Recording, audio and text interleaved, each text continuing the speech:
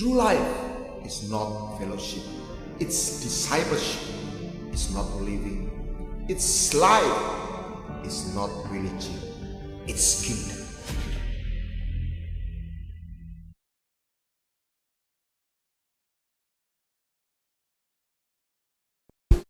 Saya tidak bosan-bosannya mengatakan hidup adalah sebuah perjalanan melewati sebuah waktu. Tidak ada orang yang tidak berubah. Masalahnya, apakah orang itu menjadi seperti wortel kena air mendidih, dari kriuk-kriuk menjadi hancur? Itu gambaran orang yang kalah dalam kehidupan. Atau seperti telur yang kena air mendidih, dia menjadi keras.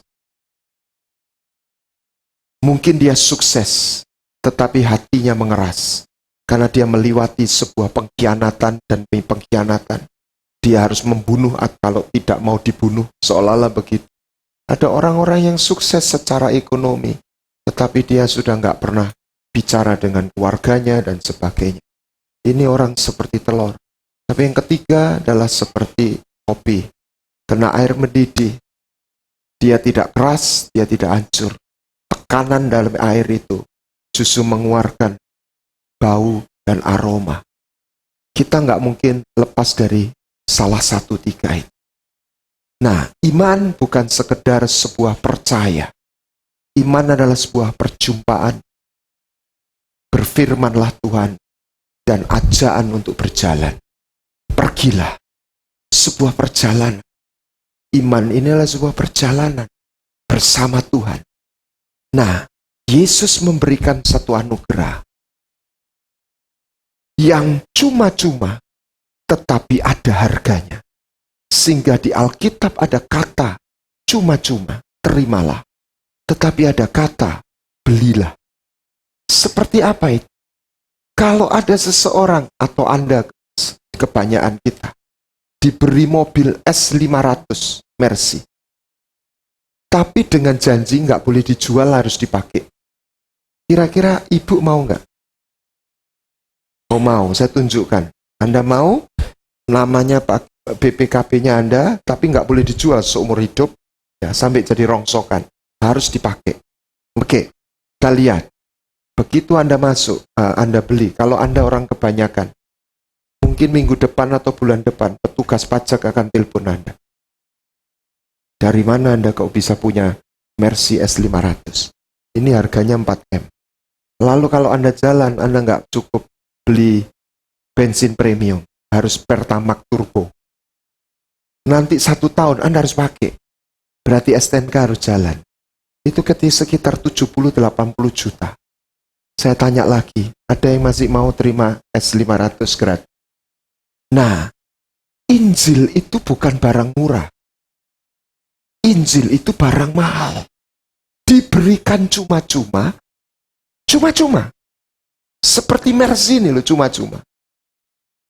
Tetapi untuk nerima pun itu ada harganya. Jadi banyak orang terjebak cuma-cuma. Saya terus merenungkan. Nah, anak yang hilang kembali kepada Bapa, itu cuma-cuma. Itu namanya grace. Tetapi Musa bertanya, kiranya aku mendapat kasih karunia, tunjukkan jalan kebenaran. Supaya aku mengenal Kau dan aku mendapat. Aku boleh tinggal dalam kasih karunia. Jadi kasih karunia itu berlevel. Kasih karunia pertama adalah karena belas kasihan. Tapi perkenanan hanya kepada orang yang bersedia berjalan. Dan ini kebenaran. Grace based on compassion itu free. Tetapi kasih karunia di mana perkenanan Tuhan turun, itu ada harganya. Jadi kasih karunia itu gratis, kebenaran itu ada harganya. Walaupun kita nggak beli Mercy-nya, tapi STNK-nya itu bayar. Anugerah itu datang, kita jalan, kita diproses. Abraham memanggil mengalami Tuhan, diajak pergi dengan dua kata kunci. Kalau kamu mau pergi, kamu akan mendapat tanah baru. Itu masa depanmu. Amen. Destiny, promised land, and you will be a new man. Engkau akan menjadi manusia baru kalau engkau jalan dan melewati proses. Orang Israel kelihatannya jalan, ditolong Tuhan, tapi gagal melewati proses. Sehingga dia cuma jadi tua, nggak pernah berubah. Musa yang berubah. Amin. Perjalanan ini melewati sebuah proses. Nah, 3 hal yang saya temukan baru-baru ini, Wahyu 3:18. Tuhan berkata 3 bidang ini. Yang pertama adalah, belilah padaku, maka aku menasihatkan supaya engkau apa? Membeli. Ini ada kata beli. Beli. Amsal 23:23, belilah kebenaran. Ada harganya. Bukan bayar mercy, tapi ada harganya. Sebuah proses. Ibu Elizabeth Philip. Orang ini luar biasa. Bukan di mimbarnya, tapi hidup. Ini orang tuanya terlibat kuasa gelap. Jadi tukang jahit, kalau jahitannya nggak selesai, malam-malam ada yang nerusin. Ecek.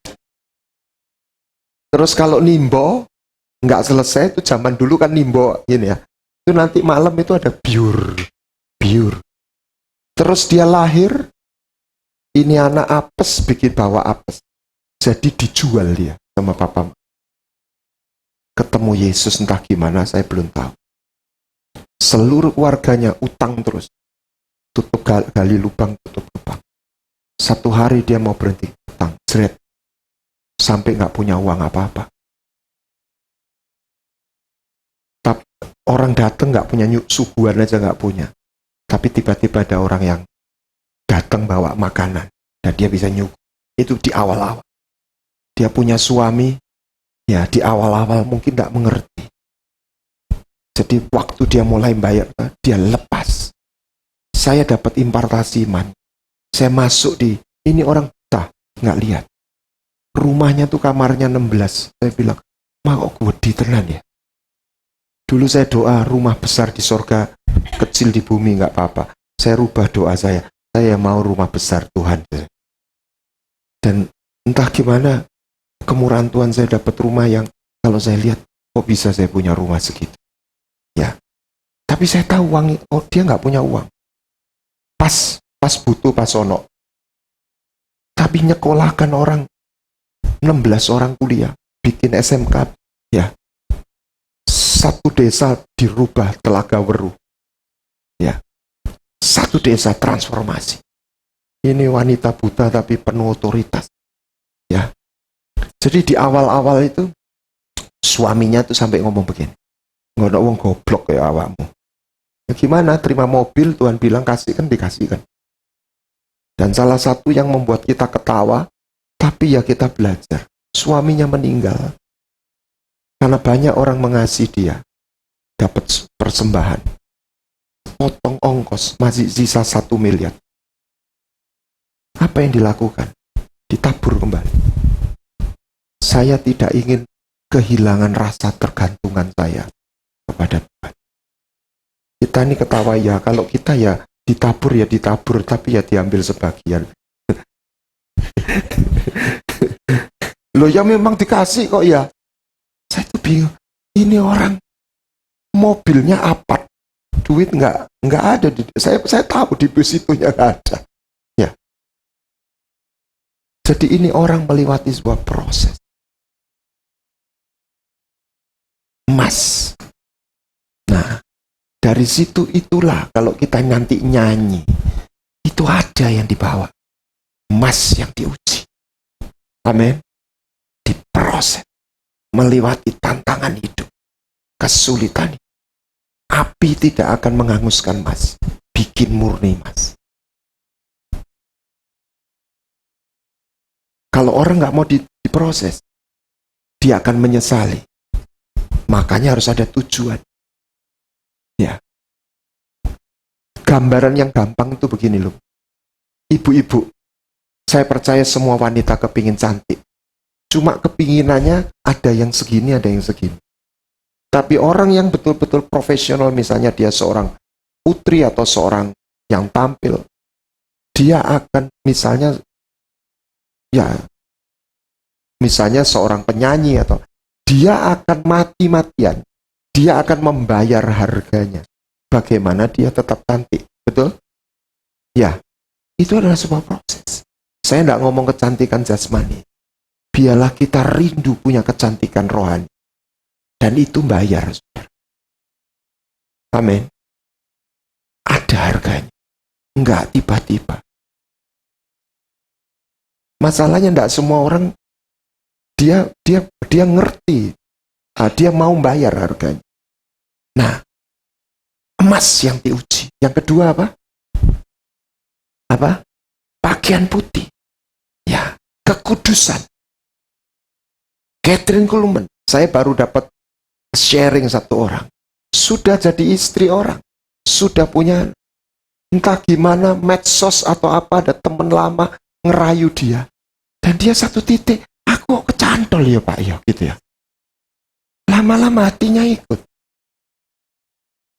Saya jujur, dan saya waktu itu hati-hati, saya bilang, selama aku mulai, tiba-tiba mulai ada persoalan.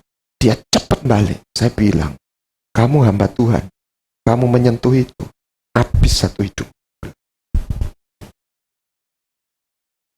Karena dia bergerak dalam profetik, punya penglihatan dan sebagainya. Penglihatan boleh penglihatan, tapi kecantol masih bisa. Nggak ada hubungannya dengan karunia penglihatan. Anda jangan pikir orang yang dapat karunia penglihatan nggak bisa kecantol orang. Halo. Jadi, waktu dia bilang enggak, ya saya bilang, saya ketawa, yaitu namanya sakit. Saya terkesan waktu Benny Hinn khotbah, waktu itu cerai beliau. Pokoknya sama gereja-gereja di Jakarta, istilahnya di boykot. Tapi KKR jalan terus. Saya dapat cerita dari teman saya. Dia duduk di mimbar di belakang Tuhan. Ini mau KKR, bukan persekutuan doa. KKR besar. Ditelepon sama anaknya. Dada, dia panggilnya Dada atau apa gitu. Anak Amerika toh. Anaknya marah-marah. Kalau Daddy sama Mommy itu cerai lebih baik, aku nggak lahir. Pokoknya anaknya tuh. Ini sudah orang teler, nggak dikuatin malah Dia bilang begini, saya mau khotbah itu sudah nggak punya kekuatan. Saya seorang pengkhotbah, saya bisa membayangkan. Tapi ini KKR, kan dia nggak bisa ngumpet. Jadi dia tuh jalan itu maju ke depan. Ini setelah itu baru tahu saya ceritanya. Sebetulnya dia sudah nggak punya modal apa-apa. Firman ya Rano, kekuatannya sudah nggak ada. Dia cuma maju aja. Ada saat-saat dalam hidup ini, kita tuh sudah nggak kuat. Halo? Tapi kita menolak untuk menyerah. Amin. Amin. Ya. Makanya saya katakan, jangan menolak rasa sakit. Proses. Saya tidak menyesali saya dulu seorang atlet. Saya kelas 2 SMP saya jadi ikut pelatih karate. Jadi kita ini dilatih sampai antara berdiri sama pingsan itu di perbatasan. Terus, gitu. Ini sudah mau. Saya pernah cerita teman saya ini sambil gerak sambil nangis. Iya. Pelatihnya nggak bilang cup, nggak ada begitu.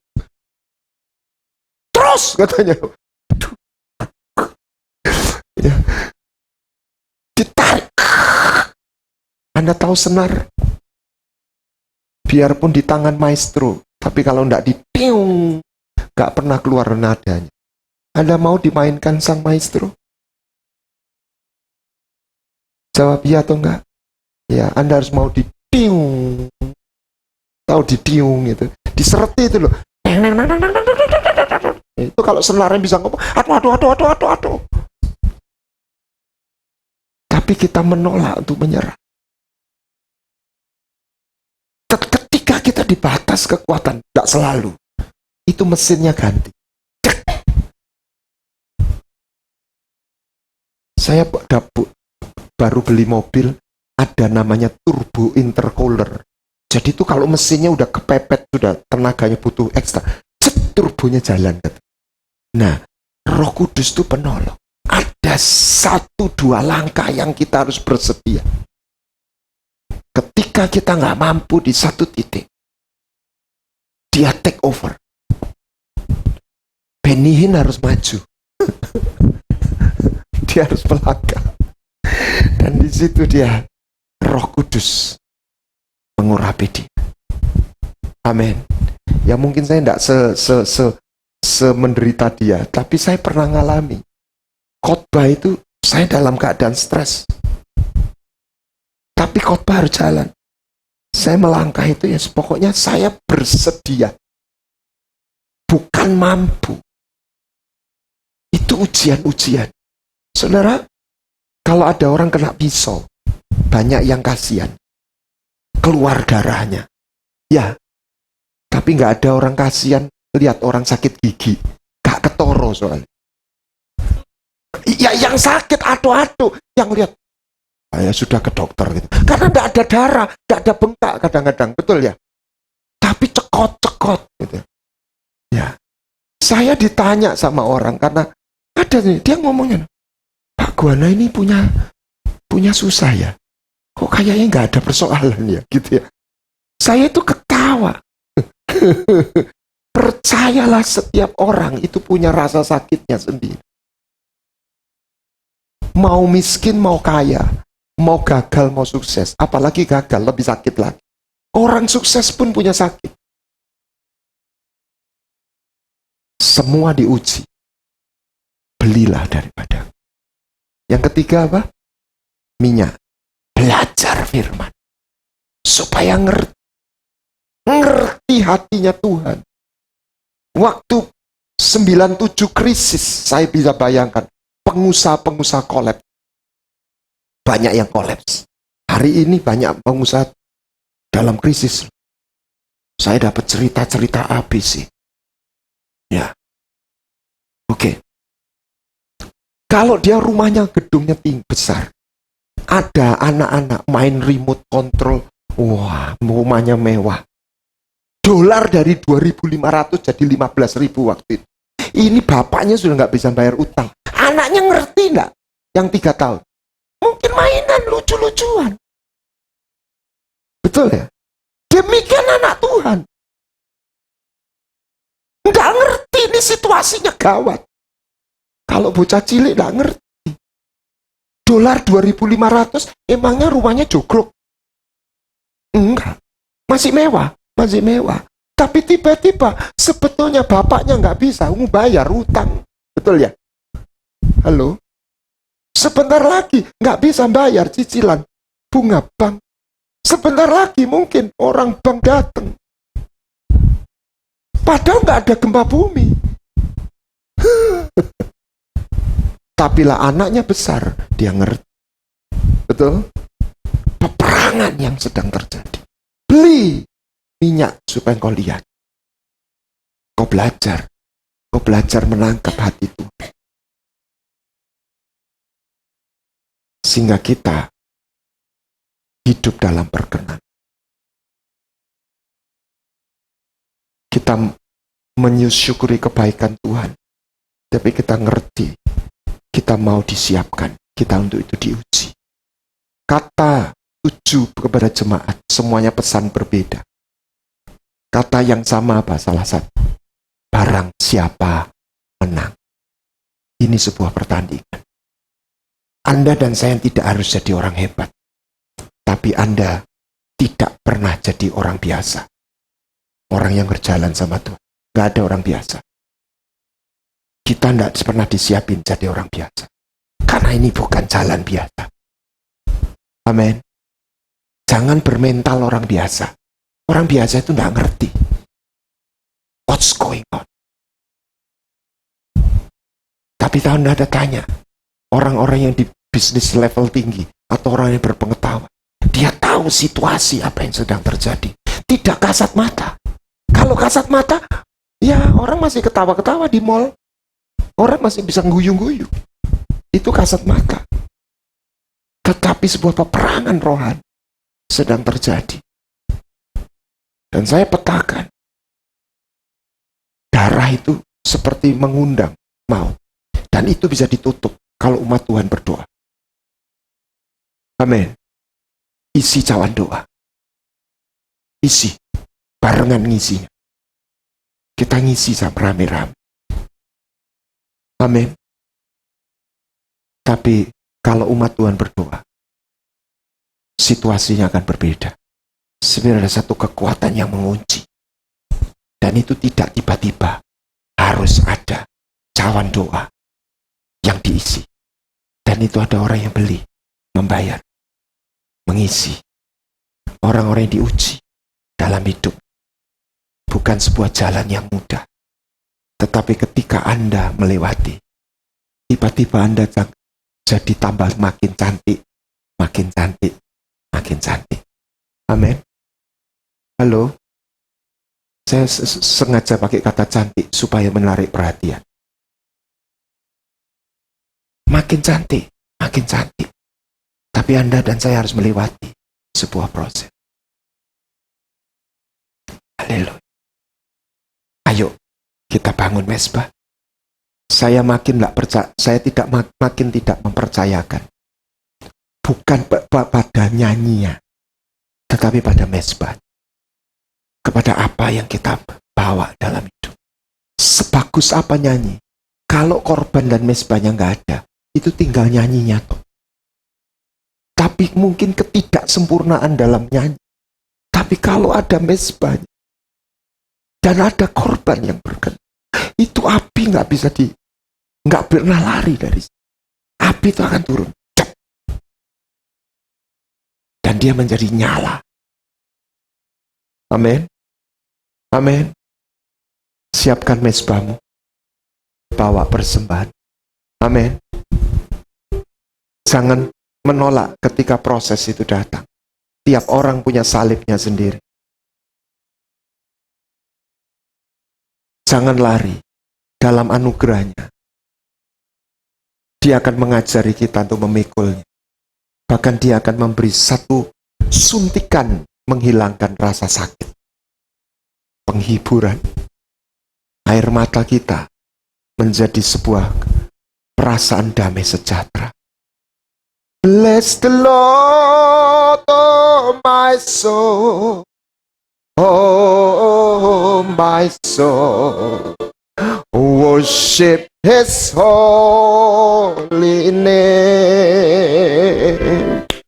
Sing like never before. Oh my soul, I worship your holy name.